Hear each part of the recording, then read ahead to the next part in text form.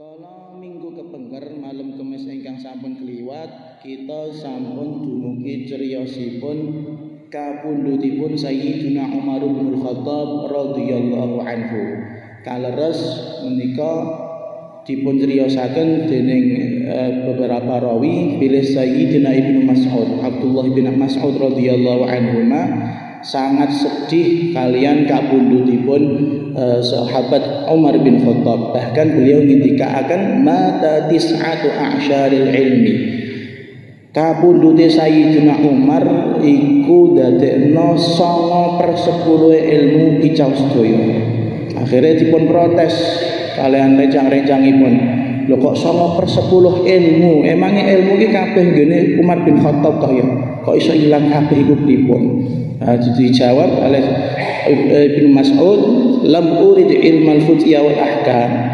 Sing tak karepno ilmu iku dudu ilmu hukum syariat. Innama uridul ilma billahi ta'ala. Tapi sing tak karepke yaiku ngilmu makrifat kalian Gusti Allah Subhanahu wa taala. Berarti ranahipun menika pembahasan tentang tasawuf. Dados kados ingkang sampun dipun ngendikaaken man tafaqqaha wa lam yatasawwaf tafassaqa wa man tasawwafa wa lam yatafaqqah tazandaq wa man jama'a bainahuma fa huwa fi khair.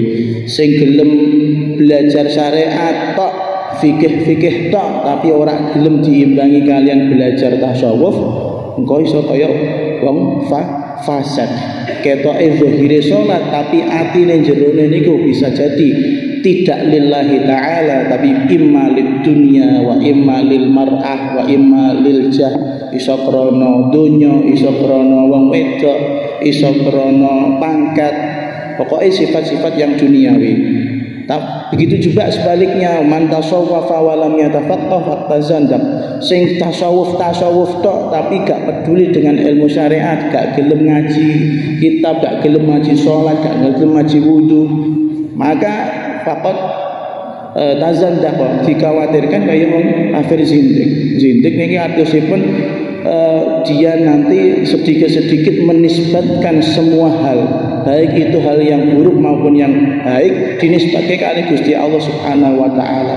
Misalnya kok ngasih maling krana dhek ora gelem napa ngaji syariat, hanya tasawuf, iso makin iso muni lho, ki maling kenapa? Aku maling krana dikersake Gusti Allah. Iki kan hakikate tasawuf, tapi kan mboten saged matur kados ngoten niku. Terus tapi yang paling baik adalah man jama'a bainahuma. Ya tasawuf ya fikih, ya belajar syariat, kersane imbang. Fazinu bil qistasil mustaqim dzalika khairu wa ahsanu ta'wila. Kudu diimbangi dengan syariat. Kalau syariat kali tasawuf kudu mlaku bareng. Pun lajeng dipun sebataken teng kitab Ihya bilih Sayyidina Umar bin Khattab menika memang terlihat seperti orang yang hubbur riyasah, seneng kalian pangkat, seneng kalian jabatan pemerintahan. Terbukti beliau mengatur betul manajemen pemerintahan setelah Sayyidina Abu Bakar Siddiq.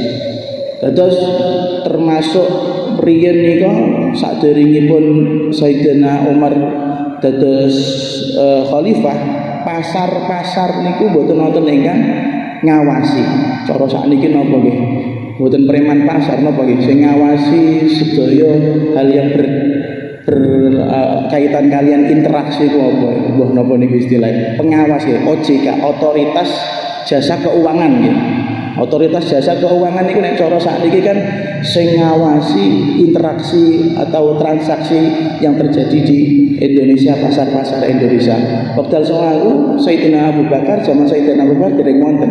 Tapi tinggi zamanipun Sayyidina Umar ada. Untuk apa? Untuk menghindari yang namanya riba, untuk yang menghindari yang namanya jual beli yang sifatnya menipu. Niku sedaya teng zamane Sayyidina Umar bin Khattab. Begitu juga Sayyidina Umar niku kelihatan sangat konsentrasi dalam hal yang sifatnya jabatan niku terkait masalah surat menyurat.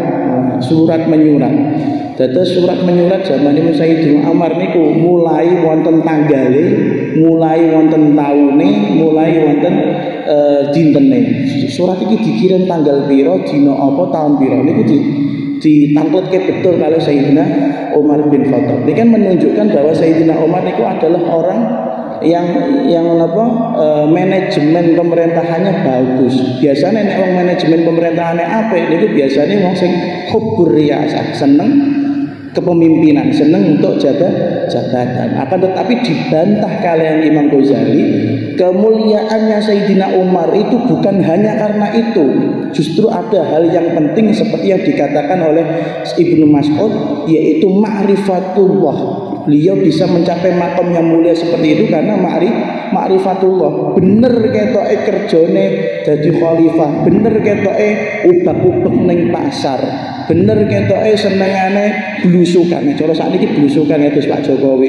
Tapi beliau membuat semua yang dilakukan itu berdasarkan littaqarrub ilallah subhanahu wa ta'ala. Terus kita saged napa mendhet pelajaran napa mawon ingkang kita lampahi ketoke luru donya, luru nafkah, tapi saged dipun niati kanthi ibadah. Kapan ana wong sing kados ngoten, insyaallah kemuliaannya itu bukan karena dia jabatannya tinggi atau karena dia pekerjaannya bagus, tapi memang karena dia lillahi ta'ala.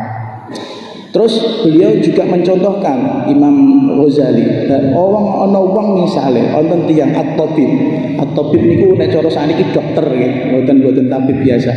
Nek ana wong belajar kedokteran, kemudian dia menjadikan keilmuannya itu pertama littaqarrub ilallah, untuk mendekatkan diri kepada Allah dengan cara apa? Cara dua, menyelamatkan nyawa manusia agar manusia tersebut juga bisa taat kepada Allah, maka bisa jadi dia akan dikumpulkan bersama aulia illah, termasuk wong-wong sing pangkate makom kewalian. Terus boten krana dhek zikiran, boten krana piyambake salat wengi 1000 rakaat niku boten, tapi justru karena profesi pekerjaannya sehari-hari. Mila saking menika kita saged ambil pelajaran penting napa mawon profesi kita, napa mawon pekerjaan kita, sekalipun itu halal, asalkan itu halal maksud kula wangsuli milih napa mawon pekerjaan kita, mbah niku pedagang, mbah niku petani, mbah niku dodolan nggih. Apapun profesi kita, kalau itu diniatkan lillahi ta'ala, bisa bernilai ibadah wanul haqq ma'as sholihin, dan kita bisa diikutkan bersama golongan-golongannya para sholihin. Kemudian saking menika juga dipun sebataken bahwasanya Sayyidina Umar bin Khattab bisa menjadi orang yang mulia seperti ini. Pertama karena beliau ma'rifatullah, yang kedua karena beliau termasuk ulama akhirah, ulama sing bangsa akhirat. Ketoke sih seneng napa wae, seneng kepemimpinan, seneng kekhalifahan, akan tetapi beliau dimasukkan ke dalam golongannya ulamaul akhirah. Kenging napa? Karena beliau manajemen kepemerintahannya diikuti dengan pengaplikasian, menerapkan ilmu-ilmu fikih di dalam pemerintahannya. Terus fikih piyambake ngertos agama, panjenenganipun ma'rifatullah, diterapke tenggene hukum-hukum ketika memutuskan suatu perkara. Mila kita saged tingali kathah keputusan-keputusanipun Sayyidina Umar dan khalifah-khalifah khulafaur rasyidin niki. Kenapa dijungano ar-rasyidin? Wong-wong sing iso paring pituduh, soalnya mereka memutuskan tidak berdasarkan hawa nafsu, mereka memimpin tidak berdasarkan hubbur riyasah, seneng jabatan, tapi memimpin karena betul-betul pengen membimbing umat. Mila sakbajanipun criyosipun Sayyidina Umar bin Khattab nika wonten cerita-cerita tentang beberapa ulama kita, yaitu ada Imam Syafi'i, ada Imam Maliki, Imam Abu Hanifah, dan Imam Ahmad bin Hambal. Mereka adalah orang-orang, empat ulama niki adalah orang-orang yang memang concern dalam masalah fikih, tapi jangan lupa mereka juga konsentrasi juga dalam masalah urusan hati, tasawuf. Terus panjenenganipun Al Imam Ghazali nyebataken bahwasanya ulama kados Imam Syafi'i, Imam Ahmad bin Hambal, Imam Maliki, Imam Abu Hanifah, mereka itu termasuk golongan ulama akhirat. Tondo-tondo ini ulama akhirat itu apa?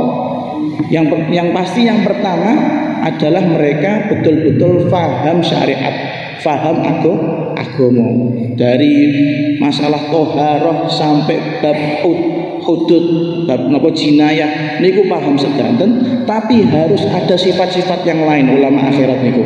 Pertama, kana abidan, harus sifatnya sing ahli ibadah. Makanya ceritanya kata kados Imam Syafi'i niku senaosa piyambakipun panjenenganipun sibuk mulang, sibuk garang kitab, tapi ternyata kesibukan itu tidak dijadikan alasan beliau itu leha-leha boten sregep ibadah, justru mempeng ibadahipun. Kenapa dia mempeng ibadah? Karena dia tahu. Nah saat ini kan kualik ya, wis ngerti tapi ditinggal gampang, wis diganti liyane kan ngoten. Nah iki mboten. Kana abidan, akeh ngibadahe, wa zahidan. Yang kedua, sifat ulama akhirat zahidan, sing zuhud, atine ora til kumantel kalih donya nek cara bahasanipun para ulama salaf kita. Ora ana rasa gendeng kedonyan, terus butuh dunia. Mereka masih menggunakan harta bendanya, akan tetapi hatinya niku boten tel komandir kalih donya. Kados Imam Malik niku sugih boten kantenan. Diceriyosaken nek Imam Malik niku maliter istilahnya. Nek mulang niku boten kersa nek ora nganggo hambal sing apik, kambal sing apik. Nek kursi ngeten iki cara Imam Malik boten kanggo. Nek sejadah koyo ngene iki dibuat karo Imam Malik. Lha nggih, saestu kudu kambal sing anyar, kudu meja sing apik, kudu pakaian sing menunjukkan kebesaran dan harus pakai wangi-wangian. Ditangkut iki napa jenengan kok mulang tok kayak sik maliter men koyo ngono. Tujuannya bagus untuk ta'zimu sunnati Rasulillah, untuk memuliakan sunnah atau memuliakan hadis-hadis yang akan diriwayatkan oleh Imam Malik. Terus menawa muhajirin dereng nonton kambal kira niku mesti ora bakal mlebu Imam Malik terus ngoten iki. Karena tujuannya apa tadi?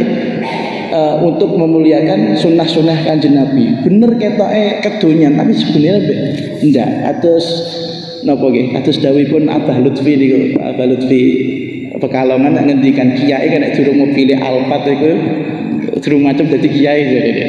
Kenging napa? Itu bukan tujuannya ben kiai niku kedonyan niku mboten, tapi untuk menghormati ilmu yang dia miliki. Tapi nek sakniki kiai kabeh Alphard ngeluh mangke sing ngundang kiai niku repot, bisa 100.000 ora cukup, men 50.000 dipaitu batake. Pun yang kedua sifatnya harus zuhud, ora til kumandel kalih donya. Yang ketiga aliman bi ulumil akhirah, betul-betul mengetahui, mengilmoni dan bahkan master alim dalam urusan ilmu-ilmu akhirat. Ilmu-ilmu akhirat itu atus napa terkait ketauhidan niku. Terkait ketauhidan. Terus yang keempat wafaqihan fi masalihil khalqi fid dunya. Yang keempat dia harus paham betul kondisi umat. Nah, terus orang hanya gur pinter tok, tapi dia harus tahu situasi.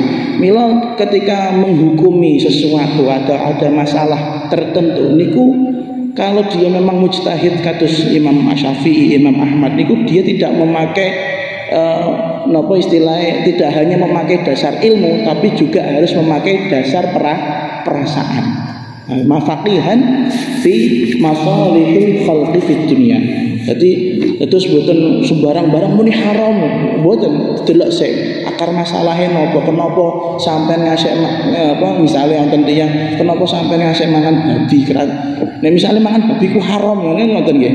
Kenapa sampean ngasih mangan babi? Karena ndak ada makanan yang bisa untuk menjaga nyawanya misalnya. Ngoten iki kan makanya hukumnya berbeda dari haram menjadi boleh. Lan niku kedah di ngelmoni saestu. Dan yang terakhir wa muridan bi fiqhihi wajhallahi taala. Dia dengan kealiman fikihnya harus betul-betul niat karena Gusti Allah Subhanahu wa taala. Makanya tondo-tondo ulama akhirat itu ada 6. Yang satu, dia harus tahu ilmu syariat. 2, dia harus ahli ibadah. 3, dia harus wong sing zuhud. artinya ora tilku mandil kali dunya. 4, dia harus tahu ilmu-ilmu yang berkaitan dengan akhirat. 5, dia harus tahu atau meresapi, menghayati kondisi masyarakat. Yang ke-6, fikihnya atau ilmunya digunakan untuk lillahi ta'ala, bukan untuk pangkat atau untuk hal-hal yang sifatnya duniawi. Mila kita lajengaken kalian lanjutanipun cerita.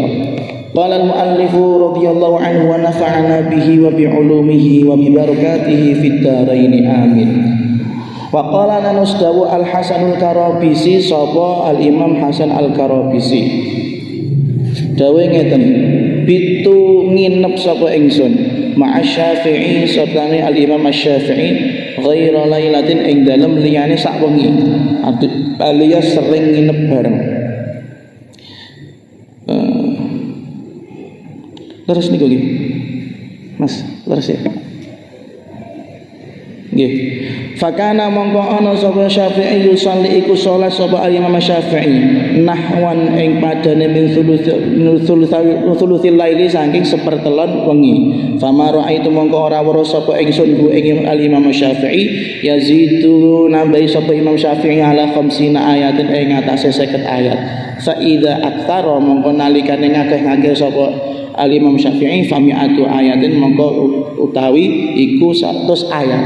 Wa kana lan ana sapa Imam Syafi'i la yamuru orang ngliwati sapa Imam Syafi'i bi ayati rahmatin kelawat ayat rahmat illa sa'ala kejaba nyuwun donga sapa Imam Syafi'i Allah taala Gusti Allah taala li nafsi keduwe kemanfaatan awak dhewe Imam Syafi'i wali jami'il muslimin lan keduwe kemanfaatane kabeh wong muslim wal mukminina lan wong mukmin. Wala yamurru lan orang ngliwati sapa Imam Syafi'i bi ayati adzabin kelawan ayat isi siksa illa ta'awwadha kejaba nyuwun perlindungan sapa Imam Syafi'i fiha ing dalam adab wa sa'ala lan nyuwun sapa Imam Syafi'i an najata ing selamat li nafsi keduwe awak dhewe Imam Syafi'i walil mukminina lan keduwe pira-pira wong kang beriman.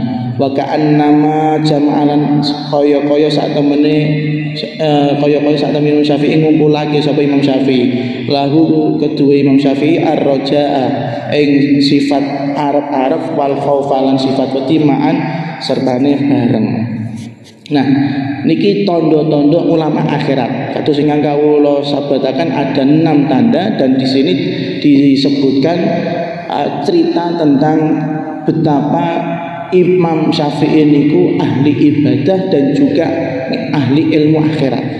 Pernah setunggalipun dinten ada orang yang namanya Hasan Al-Karabisi. Jadi Imam Hasan Al-Karabisi menika awalipun piyambake niku ngikuti mazhab ahli ra'yi. Dados awalipun mazhabnya Imam Abu Hanifah, tsumma li Syafi'i wa lazamahu. Kemudian beliau dados muridipun Imam Syafi'i, bahkan beliau itu mulazamah. Mulazamah niku sak dure napa kanca nggih. Dadi urip bareng nek lunga ana Imam Syafi'i mesti ana Imam Hasan Al-Karabisi, runtang-runtung bareng. Tapi niku statusipun guru kalian murid. Lah Al Imam Hasan Al-Karabisi cerita, aku biyen tahu nginep bareng karo Imam Syafi'i. Atau sipun beliau tahu betul satu kamar sama Imam Syafi'i. Kemudian berapa kali ghaira lailatin, ora sewengi rong wengi bolak-balik. Terus tengah wengi apa yang dilakukan Imam Syafi'i? Beliau melakukan sholat sampai diceritakan sholatnya niku sekitar sepertiga malam. Sepertiga malam full niku kangge sholat. Terus beliau ngendikan fama ra'aituhu yazidu ala 50 ayat. Wong kok sholat sepertelung bengi ku suwi kira. Dan misalnya saat ini kita dalune mulai waktu isya ya jam 8 berarti subuh jam sekawan. Niku berarti nek sepertigane 9, 10, 11, 12, 1, 2, 3, 4. Berarti pinten niku? Kinten 2 jam 3 jam sholat 2 jam 3 jam sepertiga malam. Niku sholat sepertiga malam niku ndak maca pirang ayat. Gawe beliau fama ra'aituhu yazidu ala 50 ayat. Nek maca ayat niku ora akeh-akeh, 50 ayat paling-paling. Terus boten dibayangke salat 2 jam niku sak juz 2 juz boten, hanya 50 ayat. Ini menunjukkan betapa beliau niku maca ayat itu meresapi, yo tartil yo tajwid. Sithik niku justru menunjukkan beliau itu meresapi ayat-ayat yang beliau baca. Tapi misalnya nambah itu paling-paling sampai 100 ayat. Dan ini ada sifat yang lain. Wa kana la yamurru bi ayati rahmatin. Ketika beliau baca ayat yang isinya tentang kasih sayangnya Allah, tentang swarga, tentang kenikmatan, tentang napa meleh, nggih, tentang sifat-sifat ahli swarga, maka beliau mengatakan pasti donga nyuwun kangge awake piyambak lan dongakno kabeh wong-wong Islam. Lho tandane wali niku ngoten, ora egois nek donga. Dongane niku kanggo wong akeh, ngoten. Makane nek ijek ana imam kunut Allah mahdini mas dadi imam kunut subuh ya berarti egois termasuk imam iku. Iku donga saestu, donga kangge awake dhewe lan donga kangge tiyang sanes. Begitu juga ketika melewati ayat-ayat yang isinya ayat adab, ayat-ayat tentang siksa, tentang neraka, tentang pedihnya siksaan Allah, mesti beliau ta'awwadah, nyuwun perlindungan lan nyuwun keselamatan untuk dirinya sendiri dan orang-orang mukmin. Terus 50 ayat niku terasa sedikit bagi kita, tapi bagi Imam Syafi'i niku segalanya. Kenapa segalanya? Soalnya nek mau sekali ngilmoni ditadaburi, saestu diangen-angen, boten hanya lewat-lewat ngoten boten.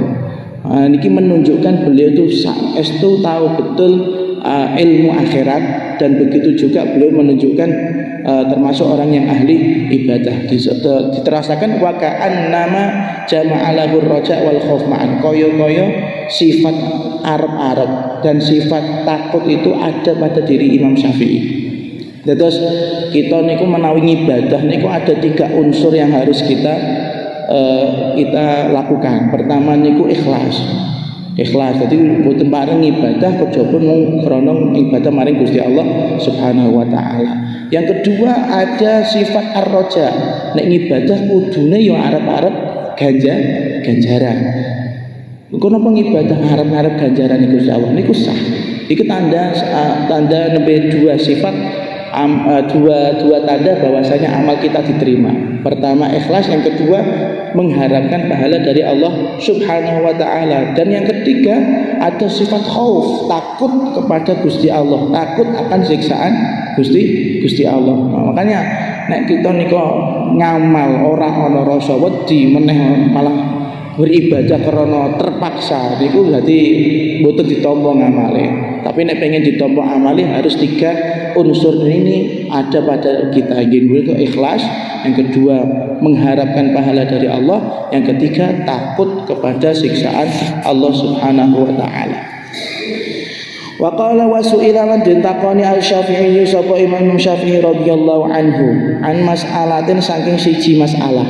Fasakata mongko kendel sapa Imam Syafi'i. Faqila mongko ditakoni sapa lahu kedua Imam Syafi'i. Ala tujiba ana to boten jawab panjenengan rahimah muga-muga rahmati ngawala sikat dumateng panjenengan Allah sapa Gusti Allah. Faqala mongko mangsuli sapa Imam Syafi'i hatta adri sehingga ngerti sapa ingsun al-fadla ing kautamaan fi sukuti ing dalem meneng ingsun au fi jawabi utawa ing dalem oleh jawab ingsun. Niki sifat yang kedua. Sifat niki kuatah sangat guru-guru kita, ulama-ulama kita yang memang menggunakan ilmunya Imam Syafi'i. Dados ana sanate, misalnya ana kiai ditakoni rak jawab niku ana sanate, wonten critane, wonten tuntunane. Setunggal dinten Imam Syafi'i niku ditangkleti tentang sebuah masalah. Tentunya Imam Syafi'i gudangnya ilmu. Tentunya Imam Syafi'i bisalah untuk menjawab masalah ini. Akan tetapi beliau fasakata, beliau malah tidak menjawab. Kenging napa enggak menjawab? Akhirnya ditangkleti ya Imam Syafi'i, masalah kados ngeten panjenengan mboten jawab. Harusnya mudah bagi panjenengan untuk menjawab, panjenengan gudange ilmu. Maka beliau menjawab hatta adri al-fadla fi sukuti au fi jawabi. Aku rak jawab soalnya mikir akibatnya aku luweh apik meneng apa luweh apik jawab. Lah kados ngeten niki ulama-ulama kita juga menggunakan metode yang digunakan Imam Syafi'i ini. Ampun aneh misalnya wonten kiai, misalnya wonten ulama yang kita pandang bisa menjawab, kok gak mau jawab. Mungkin karena beliau mikir luwih apik jawab apa luwih apik napa jenenge meneng. Kadang non sewu jawaban-jawaban yang dijawab oleh masyayikhuna romo-romo yai kita terhadap suatu masalah menika nek sing nampa pertama mungkin mudeng, tapi yang menerima orang kedua, orang ketiga, orang keempat bisa jadi berubah pemahamannya. Terus kadang malah dipelintir, kadang malah dipotong, kadang malah ditambah-tambahi utawi dikurang-kurangi. Kados mila pernah niku setunggalipun criyos nggih wonten ulama Kudus niku ditangketi masalah napa Jumatan wonten masjid pengajian damel Jumatan. Wekdal niku dereng populer Jumatan niki sakniki pun kathah nek riyen Jumatan niku gedhe. Niku ingkang dipun tangleti almarhum Maghfirullah Mbah Sya'roni Ahmadi dengan bahasa yang sekira Mbah Sya'roni jawabnya membolehkan, dengan pertanyaan yang menggiring Mbah Sya'roni kersane jawab membolehkan. Nah, akhirnya Mbah Sya'roni nggih atos-atos mboten jawab menurut yo ngono yo ora ibu sampai akhirnya pun sukutu beliau atau beliau Kendel niku tidak menjadikan masjid ini berani untuk membuka Jumatan. Karena masalah ini kok rumit masalahnya niku mangke menjadikan gaduh lah boten. Senajan bener tapi nek dadekno geger iku mboten pareng. Kalau kemutan nonton permasalahan niku nek sakniki mungkin sakniki tawaf tenggene Masjidil Haram ke angsal mawon nggih napa lengang. Tapi nek jaman saderengipun corona niku gak nek tawaf teng Masjidil Haram niku rak sesek-sekan kados napa niku. Umroh ya sesek, nek wayah haji sesek. Dan ketika tawaf niku ada yang istilahnya ar-ramlu. Terus napa 3 tawaf yang pertama niku koyok melayu cilik niku napa nggih? Lari-lari kecil nggih. Lari-lari kecil. Niku sunnah. Akan tetapi Imam Nawawi jauh nanti ngendikan di kitab Majmu' senajana sunnah tapi nek jan rame ojo dilakoni. Lebih baik meninggalkan sunnah daripada melakukan kesunahan tapi membuat gaduh, membuat orang tersakiti. Terus juga pernah nonton masalah ngagem imamah utawa ngagem sorban, ngagem jubah nggih utawa ngagem sorban. Hal-hal seperti ini kan tenggene Arab biasa. Tapi nek kita pakai temriki dengan dalih mengikuti sunnah Kanjeng Nabi, delok-delok awak dhewe niku sinten ngoten. Kira-kira dadi imam tah boten, kira-kira dadi khatib tah boten. Lah wong khatib nganggo sarung, nganggo peci, nganggo jas, malah sing makmum nganggo imamah, nganggo serban iki apa geger niku mangke. Terus terkadang sunnah niku harus ditinggalkan agar tidak memunculkan kegaduhan di masyarakat. Begitu juga winginane kula bahas masalah semir rambut nih, semir rekmo.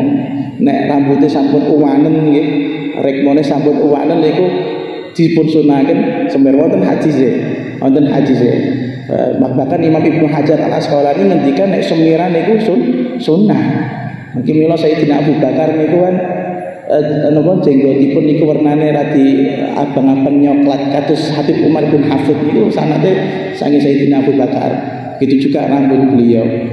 Lah, tapi nek kados ngeten niki kok dilampahi teng Indonesia iki dikirane mangke jamaah pang niku ya. Jamaah pang kok melu jamaah niku piye. Iki terus membuat gaduh dan bahkan saat ini semir menjadi napa ciri khasnya orang-orang kafir, ciri khasnya orang-orang munafik. Maka meninggalkan semir, meninggalkan sunnah niku lebih baik daripada melakukannya. Ngoten. Semir tapi bukan semir cemeng ya, semir warna yang lain. Terus langsung oleh Imam Syafi'i, beliau tidak mau menjawab pertanyaan, bisa jadi jawaban beliau justru akan memunculkan kegaduhan, makanya lebih baik diam. Tapi nek misalnya buat menimbulkan kegaduhan mestinya dijawab. Di sini dipun sebatakan oleh Imam Ghazali di kitab Ihya, fandur fi muraqabatihi li lisanihi, delokan guys. selevel Imam Syafi'i itu sangat hati-hati betul untuk menjaga lisannya, untuk menjaga apa yang akan diucapkan. Nah, cara sakniki mulutmu harimaumu, apa sing dadi omonganmu niku mangke dadi ana akibate. Malah sakniki begini sosial media, nulis begini Facebook, nulis begini WhatsApp niku malah kena undang-undang ITE apa niku.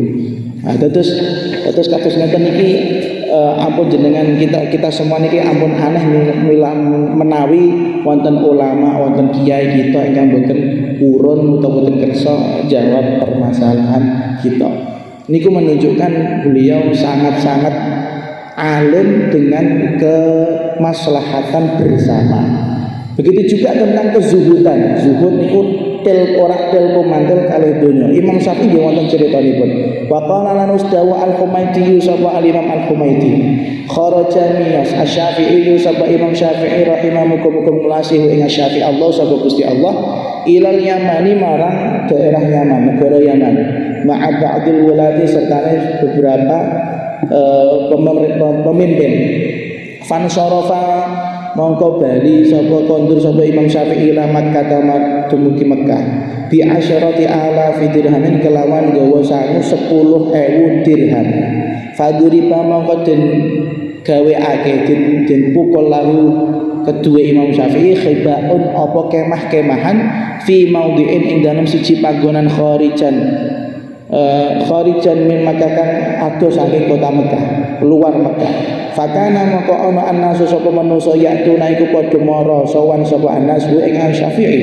Sama bariha mongko ora lebar-lebar sapa Imam Syafi'i min maudhi'i saking panggonane Imam Syafi'i dalika mengkono maudhi' hatta farraqa sehingga nyebarake sapa Imam Syafi'i ha ing asyratu alaf kullaha yaskadani asyratu alaf.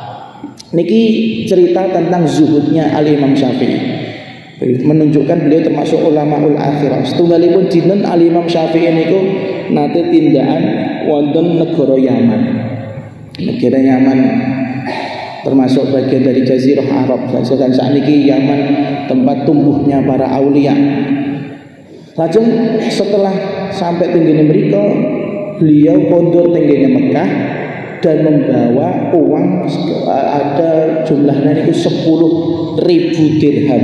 Nah, saat ini tak hitung nggih, sak dirham niku pira? Sak dirham niku kinten-kinten 3 gram 3 gram perak. 3 gram perak. Berarti nek sak gram perak niku sekitar pinten nggih? 12.000 nggih. Maka 3 gram perak sekitar 360.000 rupiah. 3 gram perak sekitar 360.000 rupiah. Nek 10.000 dirham berarti 360 juta rupiah. Ageng niku lumayan kangge napa nyemen-nyemen iki muhajirin iki. Terus ngasta sangu saking Yaman sekitar 360 juta atau 10.000 dirham. Ketika pulang ke arah Mekah, beliau istirahat. Faduri bakhil lahu khibau. Akhirnya dipun damelaken kemah-kemahan. Terus tiang para ulama riyen niku nek menawi ajeng mlebet Mekah, ajeng mlebet Madinah, niku pakai tata cara. Kenapa harus nginep dhisik? Karena memang wonten sunnahe. Sunnahipun ketika ada orang masuk ke Mekah niku jangan langsung masuk Mekah.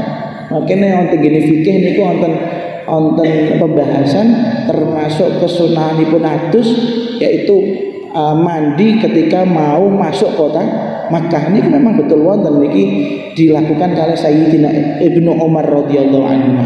Ibnu Umar Abdullah bin Umar bin Khattab radhiyallahu anhu. Terus mila imam-imam riyen ajeng para ulama riyen ajeng mlebet Mekah Madinah niku ora langsung jeruntul ning hotel niki mboten.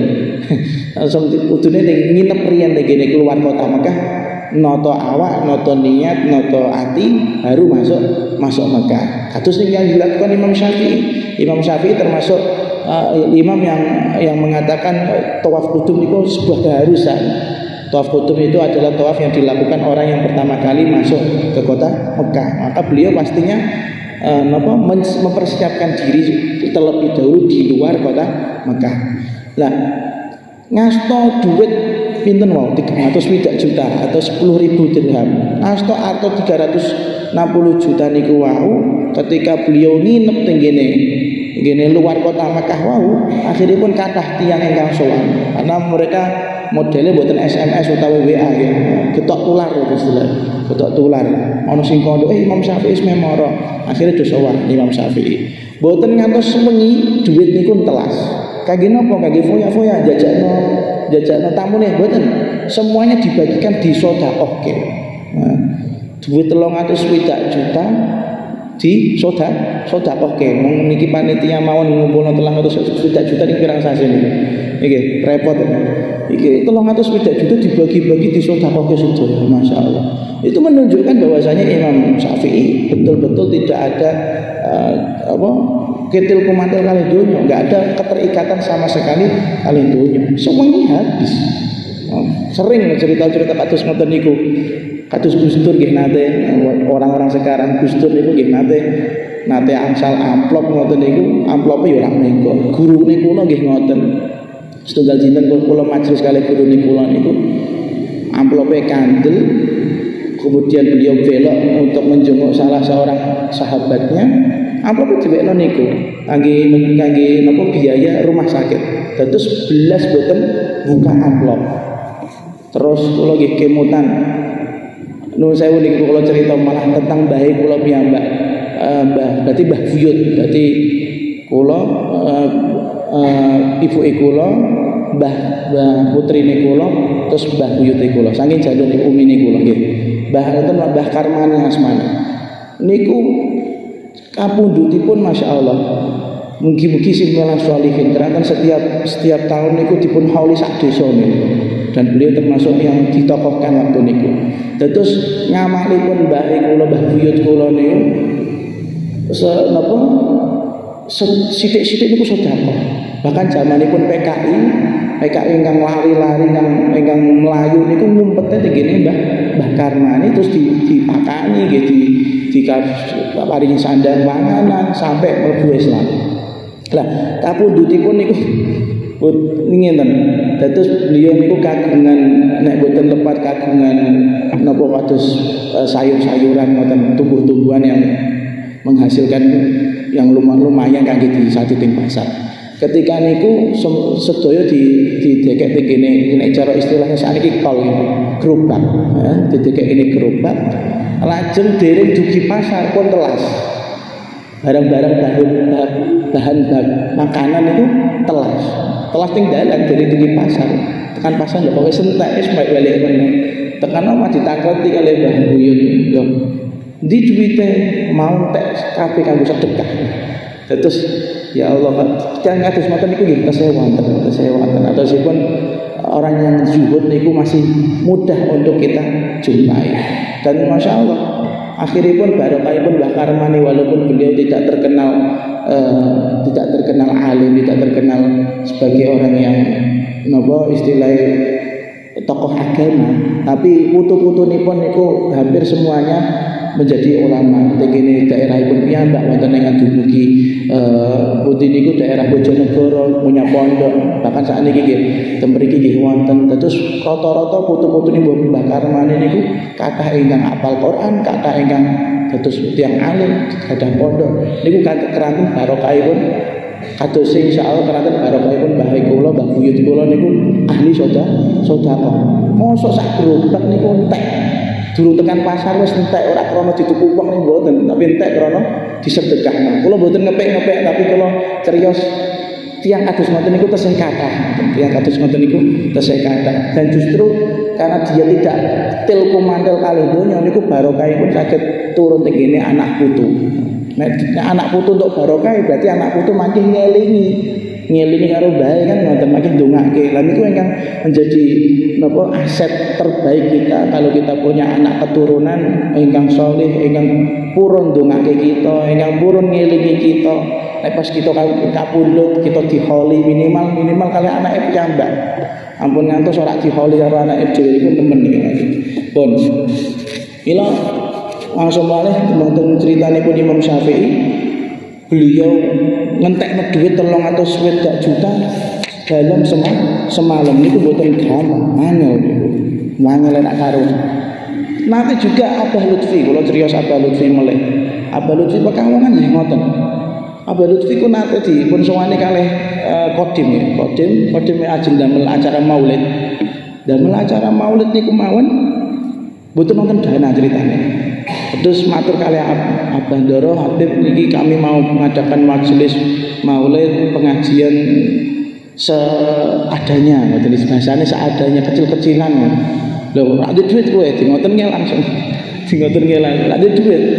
Nggih wonten tapi gede. Akhirnya beliau langsung rogoh tenggene jaket. Padahal niku agem jaket metu sak cukup duit. Iki cukup tara. Kaget panitia sowan nyuwun pedal, nyuwun dina malah diweki duit. Kan bingung niku. Mau mikir bicara kanggo Abah Lutfi ku piro kan ngoten. Iku malah diparingi arep kali Habib Lutfi. Sakmene cukup tara. Sampun ditambah meleh sampai 3 kali gepokan. Itu kita ya dinten juta niku nek 3 gepokan niku. Nek kandele sementen nek duit 100.000 berarti kan sekitar 12 juta. Nek 3 gepokan kan sekitar 30 juta. Sopo ngene niku langsung brek 30 juta habis untuk maulid. Masyaallah. Ngetokno duit 30 juta niku saged kangge umroh kangge nambah 5 juta kangge haji ya. Diwedhet kursi ya Allah. Pun kita lajengaken meleh. Niki cerita lanjutin ini pun terkait Imam Syafi'i ugi, tapi terkait betapa alimnya beliau tentang ilmu akhirat, ilmu sing bangsa ati, masalah tasawuf. Beliau terkenal fikih tapi juga terkenal tasawuf. Waruyaman dan riwayatake anna Abdul Qahir apa sak temene Al Imam Abdul Qahir ibn Abdul Aziz kana ana sa Abdul Qahir rajulan iku wong lanang salihan kang saleh wari'an tur wong warok. Wa kana lan takon alan ana sapa Abdul Qahir yasalu iku takon sapa Abdul Qahir Asy-Syafi'iyya ing Al Imam Asy-Syafi'i an masail saking pira-pira masalah fil wara'i tentang wara'. Wa Syafi'i lan utawi Imam Syafi'i rahimahullah yaqbalu nampa sapa Imam Syafi'i alaihi marang Abdul Aziz li wara'ihi krana terkenale wara'i Abdul Qahir. Wa qala li Syafi'i lan matur sapa Abdul Qahir li Syafi'i marang Al Imam Syafi'i yaman ing dalem siji ayyuma afdal utawi dindine barang afdal kang luweh apik asabru utawi sabar awil mahnatu utawi ujian awit tamkinu utawa teguh. Faqala mongko jawab Asy-Syafi'i sapa Imam Syafi'i rahimahullah at-tamkinu utawi teguh kuat kokoh darajatul anbiya iku derajate para nabi wala yakunu lan ora ana at-tamkinu apa keteguhan hati illa ba'dal mihnati kejaba sak badane nampa ujian fa idzam tahina mongko nalikane den coba sapa wong sabar wa idza sabara lan nalikane gelem sabar sapa wong mukina mongko den teguhake sapa wong ala tara ana ta ora weruh sapa sira anallaha azza wa jalla ing sak temene Gusti Allah taala imtahana was muji sapa Gusti Allah Ibrahim marang Nabi Ibrahim alaihissalam summa makana nuli keri-keri ngukuhake nguatake sapa Gusti Allah ing Ibrahim wa imtahana lan muji sapa Gusti Allah Musa ing Nabi Musa alaihissalam summa makana nuli keri-keri ngukuhake sapa Gusti Allah ing Musa wa imtahana lan nyoba sapa Gusti Allah Ayyub alaihi salam summa makana nuli kari-kari ngukuhake sapa Gusti Allah ing Ayyub wa imtahana lan nyuci sapa Gusti Allah Sulaiman ing Nabi Sulaiman alaihi salam summa makana nuli kari-kari ngukuhake sapa Gusti Allah ing Nabi Sulaiman wa atalan paring sapa Gusti Allah ing Sulaiman mulkan ing kerajaan wa tamkinu lan utawi makam keteguhan afdhalud darajati iku sak mulya-mulyane derajat. Qala Allah azza wa jalla dawuh sapa Gusti Allah azza wa jalla wa kadzalika lan kaya mengkono-mengkono makan ngukuhake sapa kita Gusti Allah li Yusuf marang Nabi Yusuf fil ardi ing dalem bumi wa Ayyub alaihi salam lan utawi Nabi Ayyub alaihi salam ba'dal muhnati ing dalem saat badane ujian al azimati kang agung mukina iku den kuatake utawa den kukuhake sapa Nabi Ayyub. Qala wasdawa Allah sapa Gusti Allah taala wa ataina lan wis paring sapa kita Gusti Allah ing Nabi Ayyub ahlahu ing keluargane Nabi Ayub pamisluhum lan utawi padane ahluhum ma'ahum iku sertane misluhum al ayah. Tentang criyos niki mangke kita lajengaken wonten majelis salajengipun ladi panjang mugi wonten manfaat.